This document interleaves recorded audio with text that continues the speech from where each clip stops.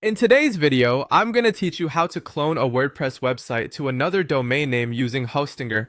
This quick tutorial will walk you through the process step by step, ensuring that you can confidently duplicate your site onto a new domain. Before we begin, if your website was created using the Hostinger website builder, this feature won't be applicable. Instead, you'll need to follow a different process to change domains for sites built with the builder.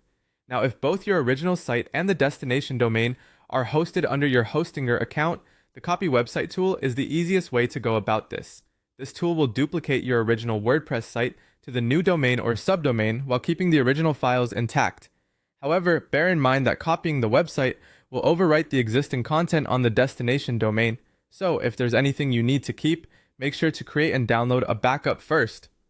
Once you're ready, head over to the website section in Hostinger's hPanel and click on the dashboard button next to your WordPress site. On the left side, you'll see an option for Copy Website. Click on it. Now, a drop-down menu will appear for you to select the destination domain or subdomain. Choose your desired location and then click on Start Copying. In case you don't see the preferred destination in the drop-down list, that means it's not hosted within your Hostinger account. You'll need to add it first before proceeding. Once you've selected the destination, you'll receive a warning about data loss. If you're sure you want to overwrite the current website, check the box and click on Start Copying anyway. The time it takes for the copy process to complete will depend on the size of your website. It can take anywhere up to 15 minutes. After the process is complete, your new domain will be updated automatically with all the information from your original site, including the domain name and links.